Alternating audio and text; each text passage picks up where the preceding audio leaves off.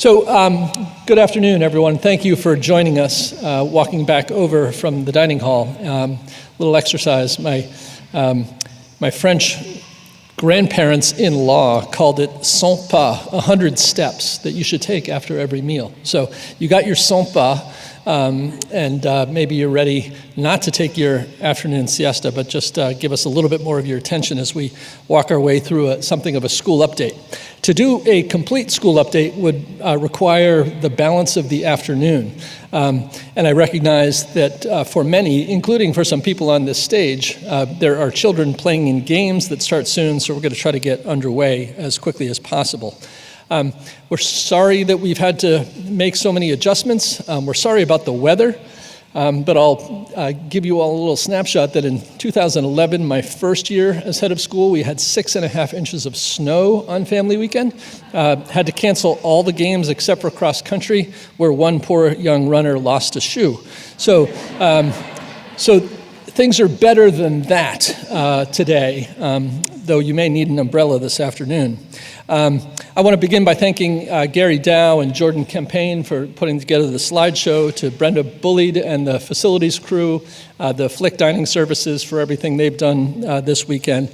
Kathy Mitchell is our new coordinator of events, and this is her first go-around, and needless to say, it's been a complex process. So I thank Kathy, who actually is away at her own child's family weekend.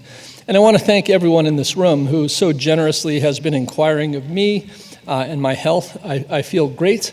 May still have some work to do, but I feel great, and I'm blessed to be here and blessed to have you all here with us today.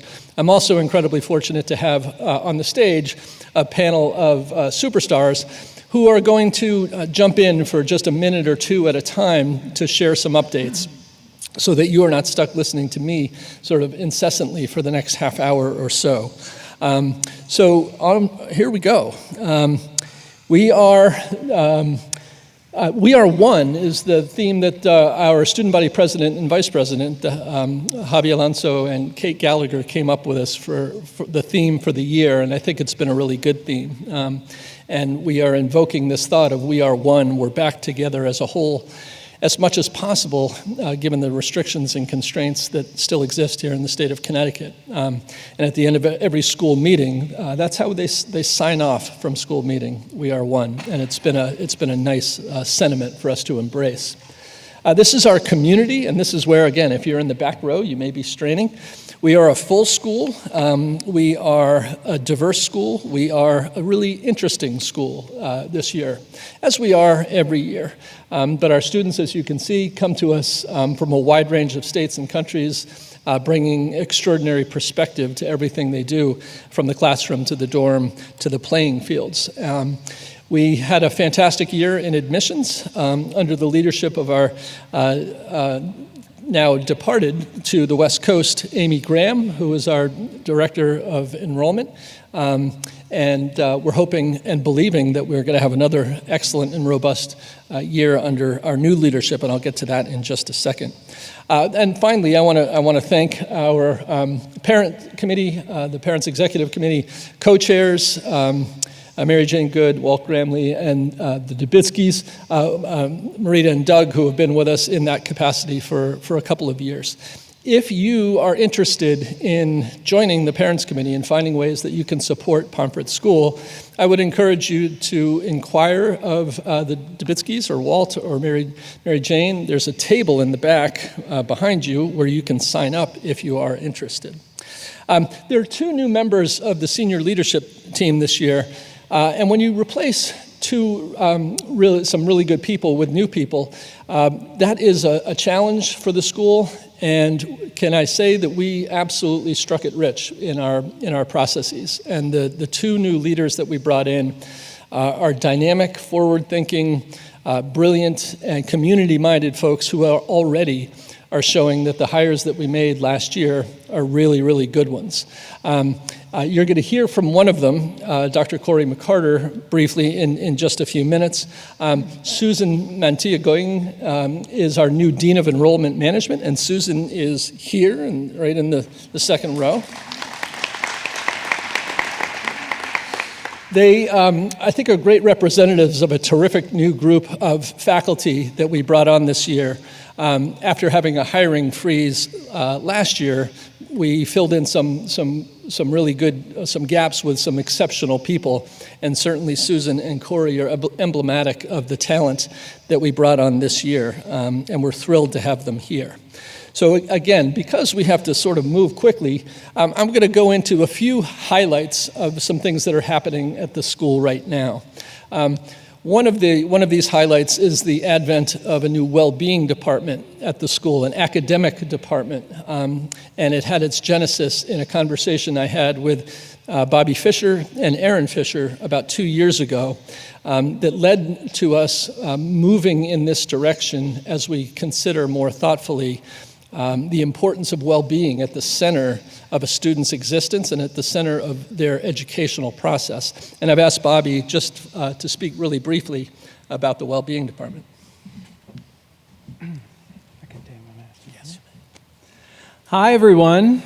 I had an opportunity this morning to speak to some of you who I hope are back for a little bit more this afternoon. And as Tim said, my wife Erin and I have been at the forefront of this exciting initiative.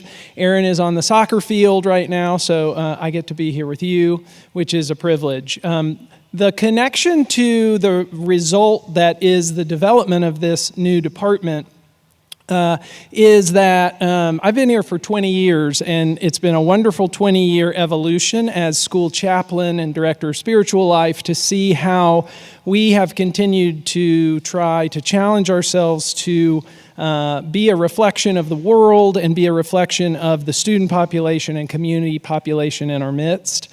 For many of you, you may know we have for a number of years had a very small religion department of which I've been a part with one other person, and we offered some wonderful courses, but some much more focused courses that allowed our older kids to fulfill a one-term religion requirement. Over the years, we realized that there were some gaps missing in our students' overall education as they went on to college and other things, and weren't necessarily because of our requirement and the electives getting all the same information, particularly in an important way around some of the fundamentals and foundational pieces of the world's oldest religious traditions and pathways. And so part of the result of this Wellbeing Department is also, I think, a brilliant move to take the most important pieces of that religion component, and we have nestled it really securely in the roots of our Humanities 1 and 2 curriculum, so that now all of our younger students, we have some better insurance, are getting this information in a really important way. It has allowed us to open up this new department, which includes a wide variety of one-term courses that span from mindfulness to a cross-listed course on financial literacy.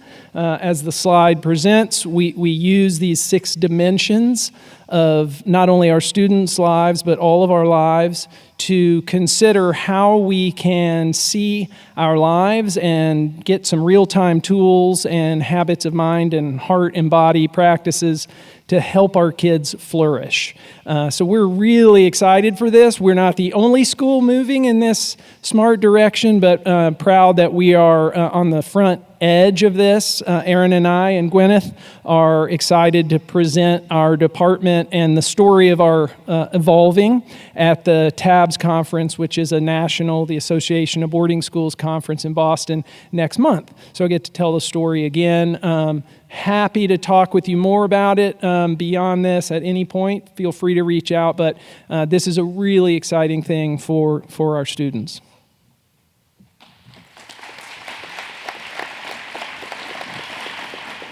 Thank you, Bobby. I think this move is it's another great reflection of how Pomfret is constantly evaluating its programs with an eye toward relevance for our kids.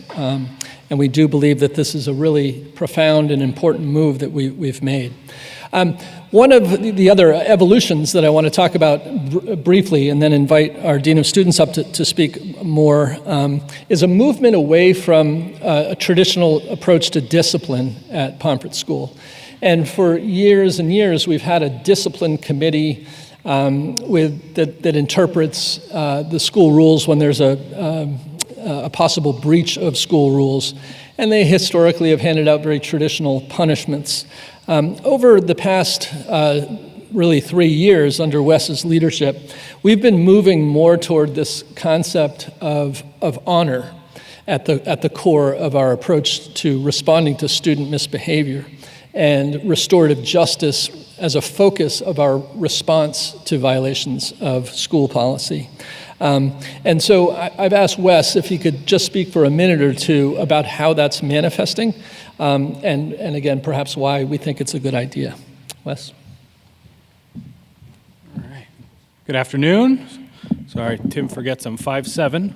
There we go. The Honor Board was something that, in many ways, we did a lot of restorative work prior to my arrival to the school, and I had quite a background with previous schools I'd worked with where things like, giving back to the community was a way to make amends and build bridges of trust and fulfill kind of your community commitment. And so the Honor Board was kind of a mixture of a lot of different ideas from a lot of great schools out there that are doing this, and a lot of community feedback we received from ad hoc meetings we held all last year to get a sense of, where could we improve?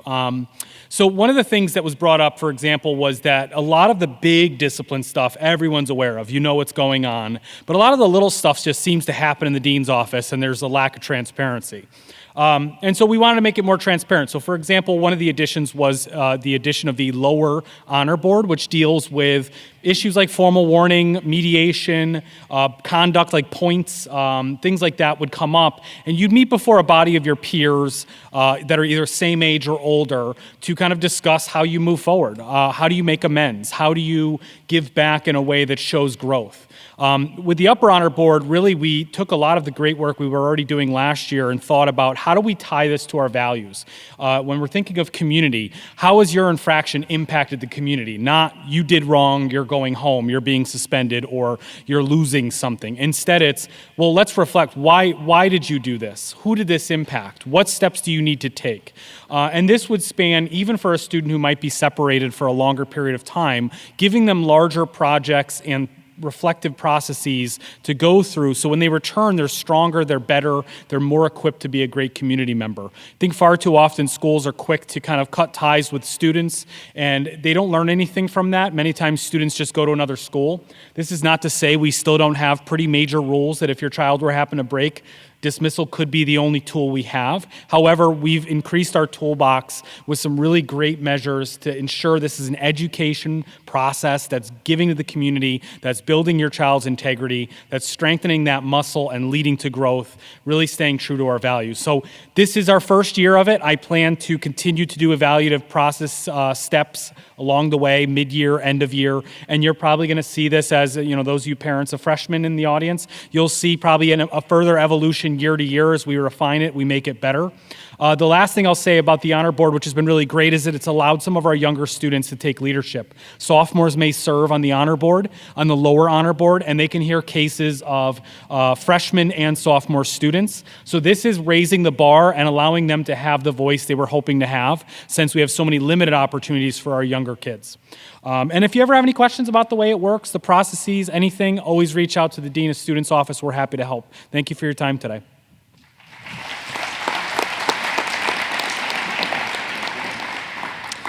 Thanks, Wes. It's not lost on anyone, I imagine, in this room that about 15 months ago, there was an eruption of activity on the national and then the global scene coming out of the George Floyd incident. And Pomfret, like most of its peer schools, recommitted itself at that time to the work of being an anti-racist and more inclusive school. We have been doing this work for a long time. We have had a director of diversity and community relations for about 10 years. That we recognized last year was really good, but at the same time, we recognized that, like all other responsible institutions, doing a deeper dive into where we are with respect to our inclusion work was an imperative. And so I charged a task force last summer with doing something of a deep dive into the culture and climate at Pomfret, just in an internal process. There were some really, really good suggestions that came out of that. You will have access to the report or a summary findings of the report that task force presented to me this summer. But one of the key elements that came out of that series of recommendations around diversity and inclusion work was for us to do a more data-driven and deeper dive into the culture and climate of Pomfret School as it relates to diversity, equity, justice, and belonging. And so one of the suggestions, again, that came out of this was for us to undertake a process through the lens of an external agency to help us do this work through surveys, data collection, and analysis. And so this year, we are beginning the process. We're undertaking the AIM survey through the National Association of Independent Schools. It's a process that has been around for about 10 years, which hundreds of schools across America have undertaken over that decade. And it's a process to allow us to gather even more data than we were able to gather last year as we look at ways to continue the good efforts that we've made to be that inclusive, belonging-focused school that we really want to be. And so here's your opportunity to hear from Dr. Corey McCarter, who is our new Dean of Diversity, Equity, Inclusion, and Justice. And so I've asked Corey to come and speak for just a moment about this process and how you might be involved.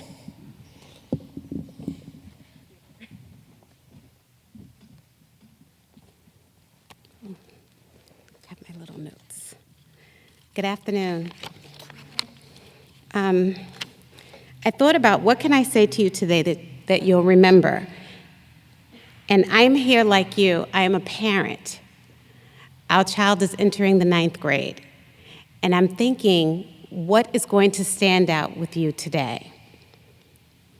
And I thought about, when you sent your child to school, what was your biggest hope? And what was your biggest fear? That makes a difference. That's what it's all about. You're trusting someone else to teach them, and you hope they'll remember the values that you've embedded over the years. Well, let me tell you what we're working on and what we do. Because you understand the what and the why, it puts it all together. A parent asked me today, why are you here? And though it may sound hurtful, I welcomed it. Because you have to understand, we all have to understand the why. We are diverse, we are small in numbers. We are increasing conversation in DEI. We want to make sure it is just not performative, but we are actually making change that matters. We're not producing clones here. We are making sure that your child is thinking and acting. And the diversity that they welcome, that we all embrace here, all different cultures and backgrounds are bringing different perspectives. When your child goes out into the world and is sitting there making decisions, they're not just making decisions based on that small town that they grew up in where you live. But they're bringing all the perspectives that all the children from around the world here are challenging them with. This is why we embrace diversity. We are more than policy, program, and numbers. We are ensuring that everyone respects our perspectives, our needs, and our authenticity. We make sure that we are transparent. So when you see your child, when you see me, when you see other children, ask them, why is Pomfret different? When you go out into the world and you wear your Pomfret, people will know. Just by reading Pomfret on your shirt, that means diversity. And that's why your child is here, to get a great education and to embrace that diversity. We may be the little school on the hill, but we have a big heart. So when you see me today, when you see others, feel free to ask us why, and be welcoming to the answer. And let's challenge the conversation and get beyond the discomfort. Thank you.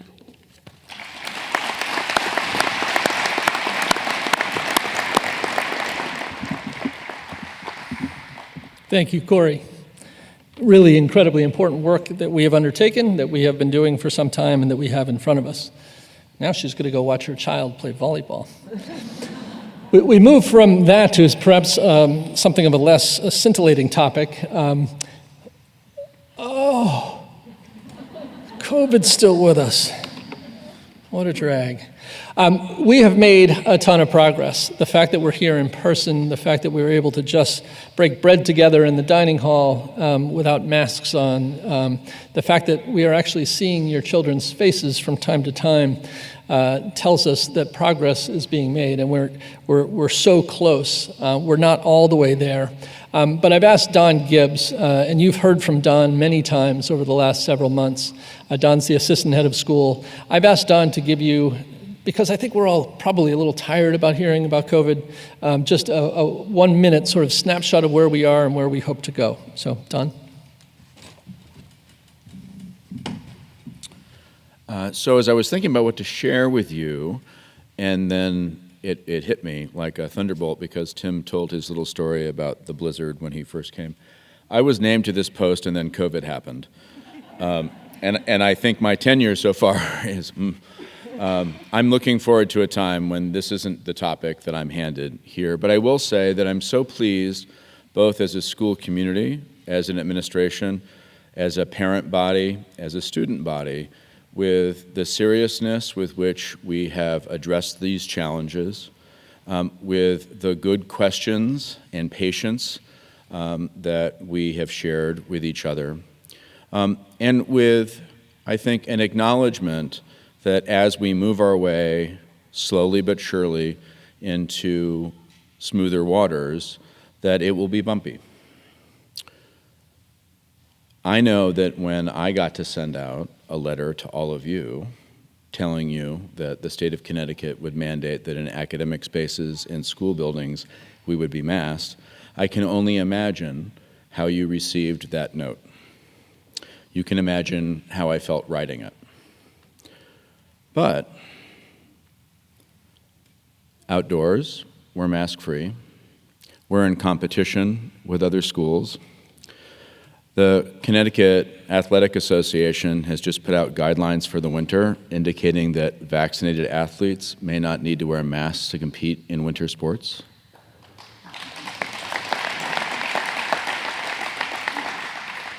And I can stand in front of you and say that as a school community, on the student side and the adult side, we are more than 99% vaccinated.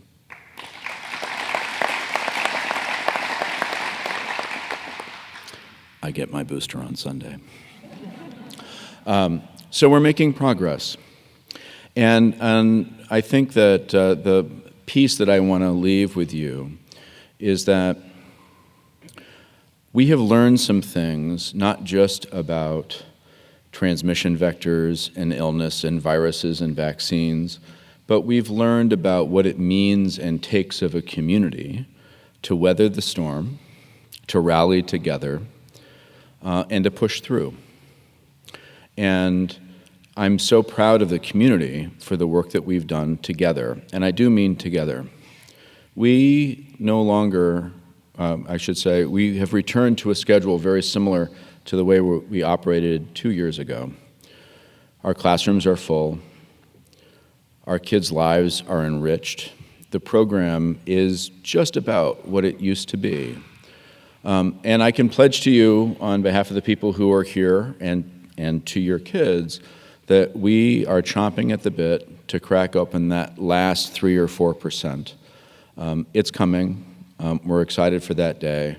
But please share with your children my great admiration for the work that they've done, the patience that they've shown, and the community spirit, because they understand that as they wrestle through this and rally around these challenges, they're doing it for their own health and for the sake of our community. And I couldn't be more proud of how they've done that. So thanks.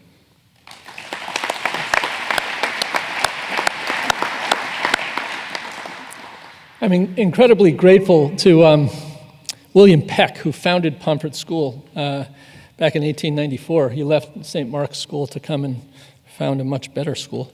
And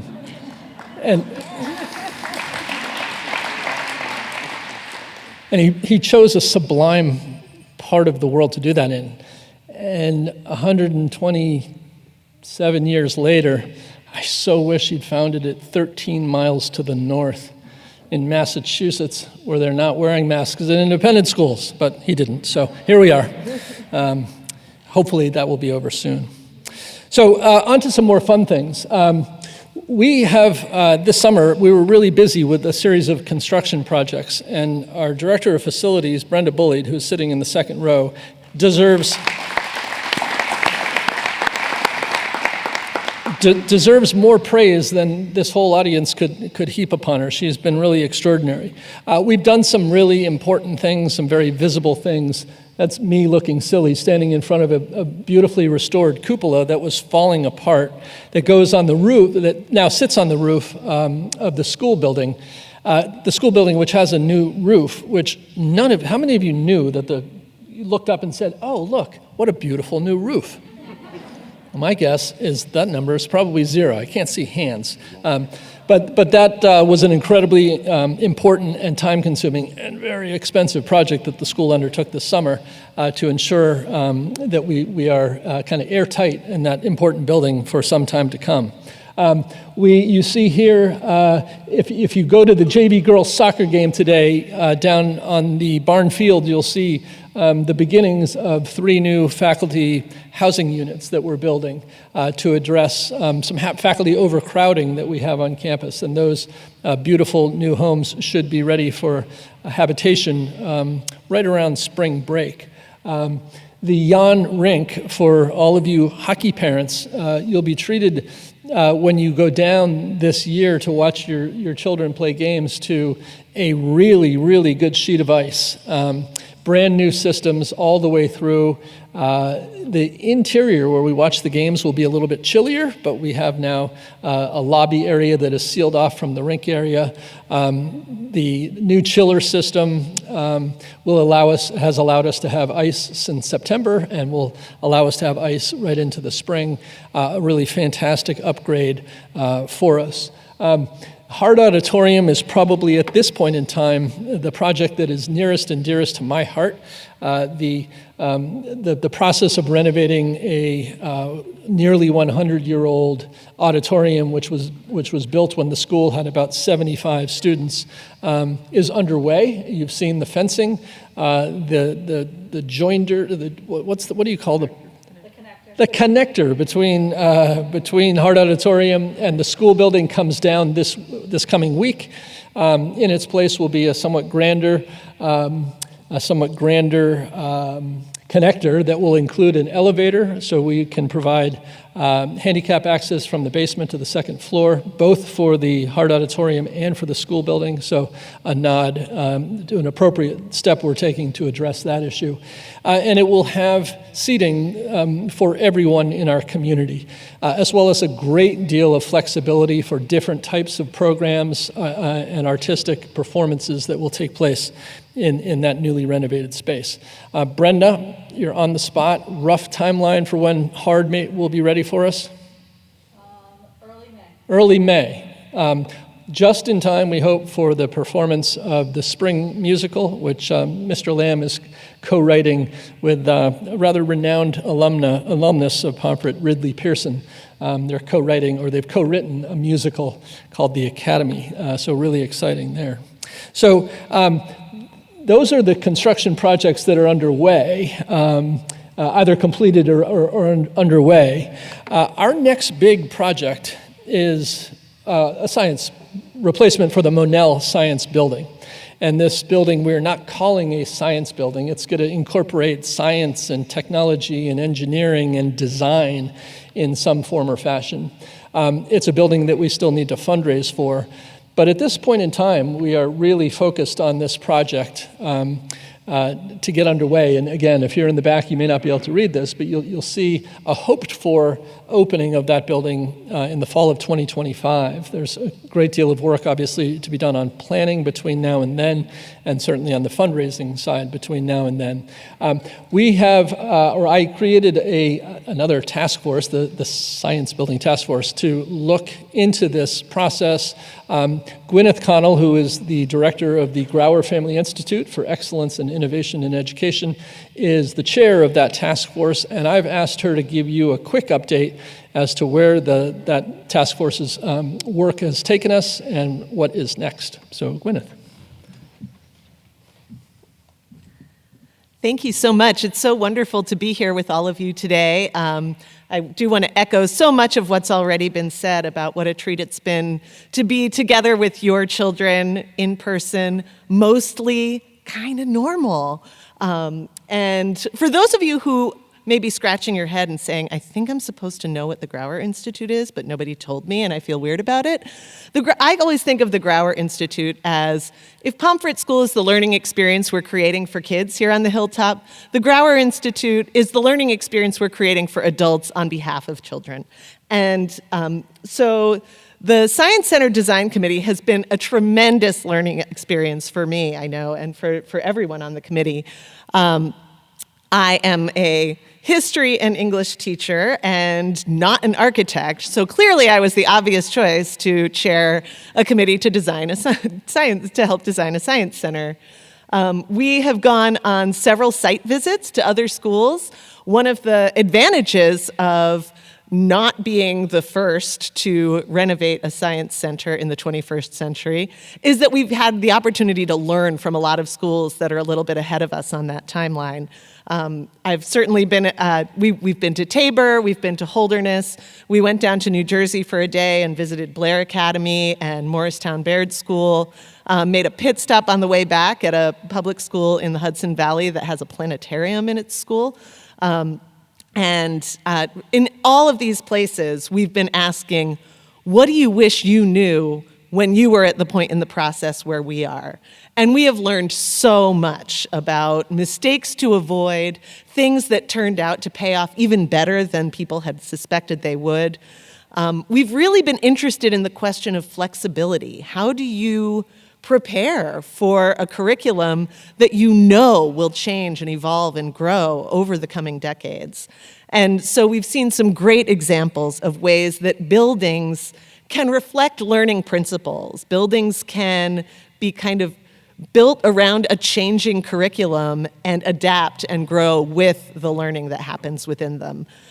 So we've been gathering information from these other schools, talking amongst ourselves about what is the future of science at Pomfret? How do we want to really organize students' science learning around the problems that need to get solved in the now and in the future? And as we're having those conversations, we're having millions and millions of ideas, but we also have to put some stuff down on paper because we've got a report due in December. So I'm feeling a lot of empathy with your children as their, project deadlines approach. It's time for our committee to hunker down and put some of our recommendations into writing. We've had some really exciting conversations with student groups, the Green Griffins, the Artists and Engineers Club, the sophomore who's in charge of the Artists and Engineers Club basically came to our focus group and said, okay, when do we start designing the exterior? So one of the things that certainly will go into the report is that whatever architect signs on for this project is going to need to be someone who's excited about the idea of student input, because we are a student-centered school. That's something that's really important to us. And we want to involve our students, the ones who will be doing the learning in this space. We want to give them some voice in what it's going to look like. So stay tuned for further updates, but we're really very excited about the progress of these conversations and what it means for science and just for the Pomfret community as a whole. So happy to chat further. As always, I can geek out about things literally all day. So thanks very much.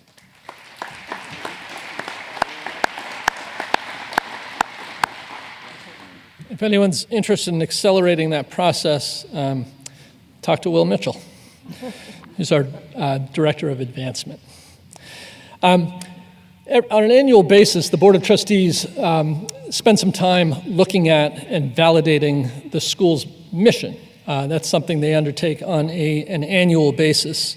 A couple of years ago, it was really 3 years ago, 2 years ago, I invited Gwyneth in part to lead an exercise with the board to examine the mission, and we still joke that Gwyneth broke the mission.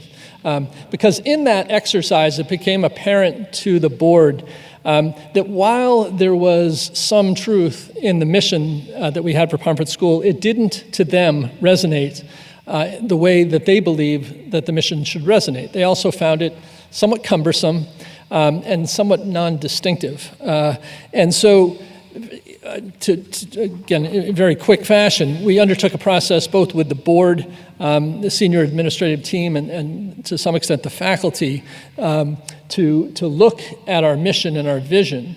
And what you see here on the screen is what we came up with, right?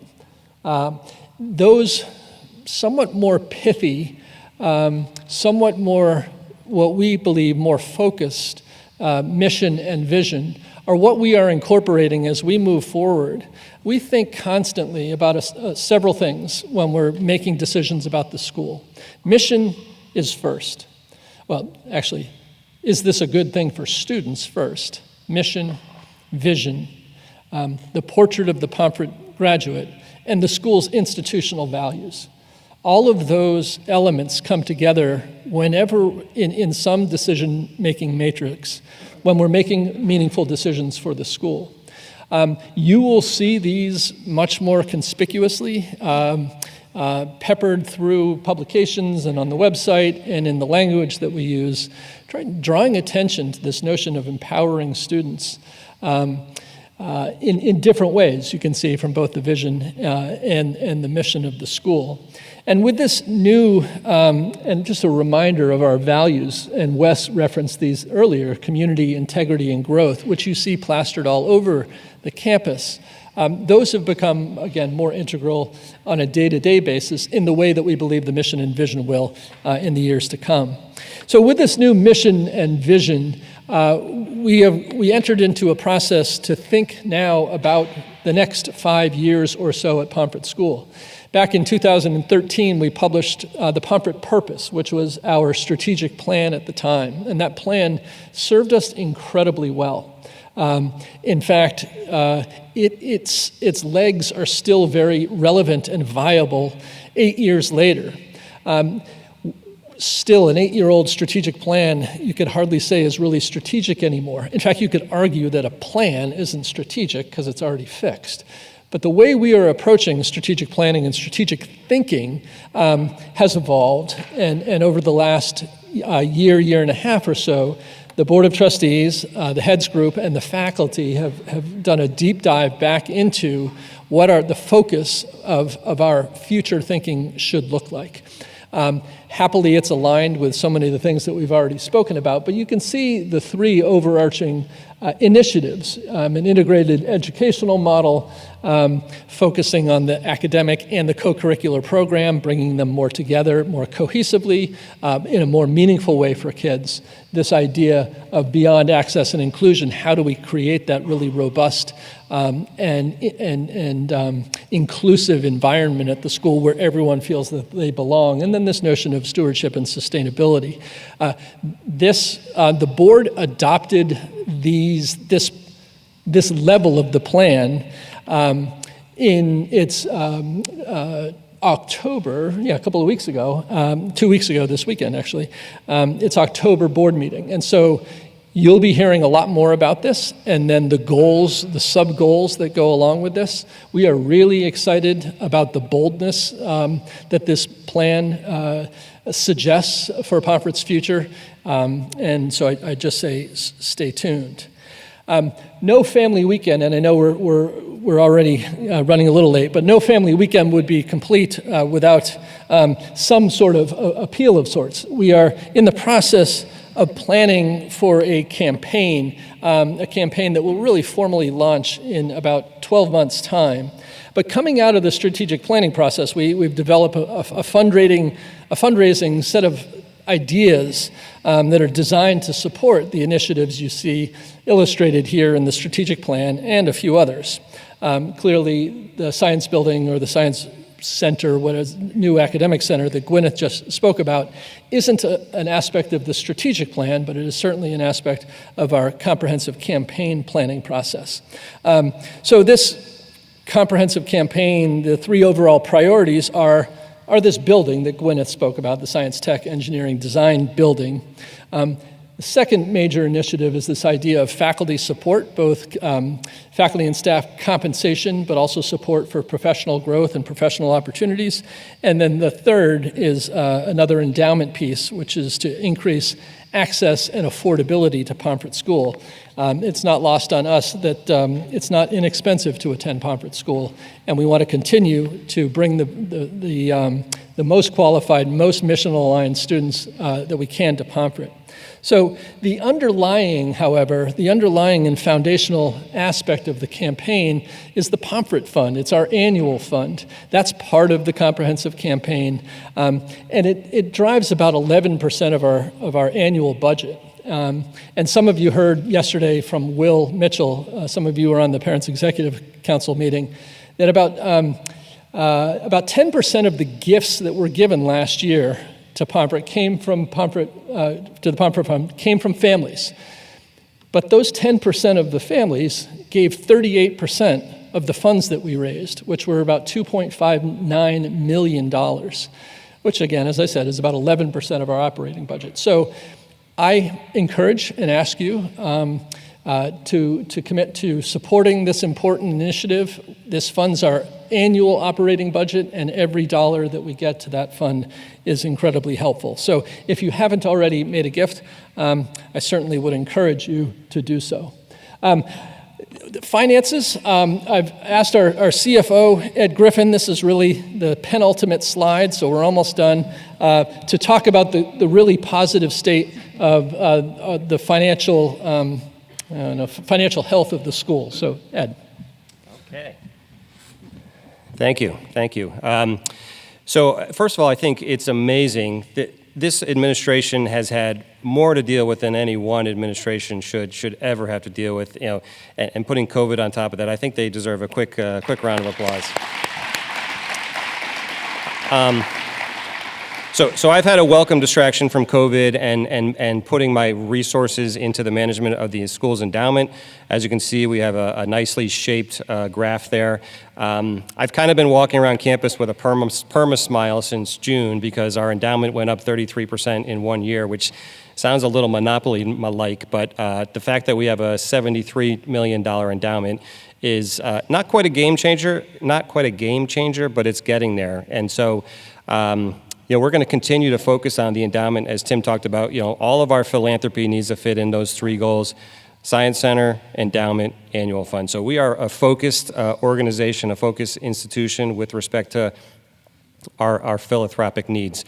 But the endowment is great. We're not raising our endowment or trying to raise our endowment so we can win vanity metrics as we compare to this school and that school, because honestly, we're probably going to lose more of those comparisons than win. But growing that endowment really is going to accomplish two goals. We want to make sure that we're able to continue to invest in initiatives that are going to enhance the student experience. So we have lots of great ideas here and within the larger faculty and within your students themselves. So building that endowment is just going to provide a little bit of a base so that I don't have to be the CF no, I can be the CF yes, and we can try to get a lot of those initiatives in place. And then secondly, Tim talked about the access and inclusion. So, there's a gap between what the net tuition that we collect for each and every one of your student and the cost of educating that student. And so it's important to have the annual fund and the endowment to take a little pressure off of that. No one is very comfortable as we're nearing $70,000 in gross tuition. And so at some point there's going to be some rubber hitting the road. And so having an endowment to support is certainly going to put us in a good place there. So I'll leave it at that, as I know we're running short of time. Thank you.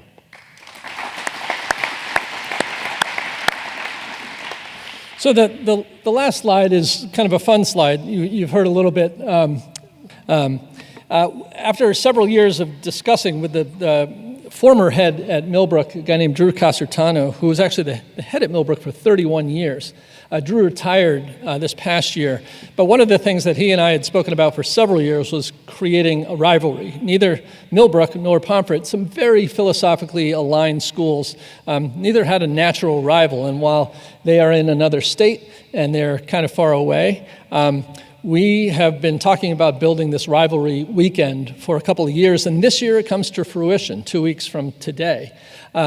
We will have our inaugural Pomfret Millbrook Day, and there will be all sorts of festivities and awards and T-shirts and banners, and we hope a lot of really healthy and fun mixing and mingling with our peers and students from Millbrook School. We really hope a lot of you will be here to witness the inaugural Rivalry Day and the launching of what we believe will be a great and lasting tradition. So Saturday the 13th of November, come on out and support your Griffins and the Mustangs. Who wants to be a Mustang? You don't want to be a Mustang when you can be a Griffin. So that represents sort of the end of the formal slideshow. It is 1:55. Many games start at 2 p.m. And so if you want to bolt out and catch your children, totally get it.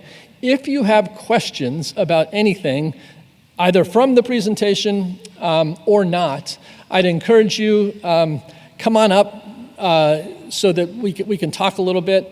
It's going to be hard for me to see, and I do think you've been sitting in these seats long enough, but really want to thank you for your attention. Enjoy the balance of the weekend with your children. Thanks so much for being here.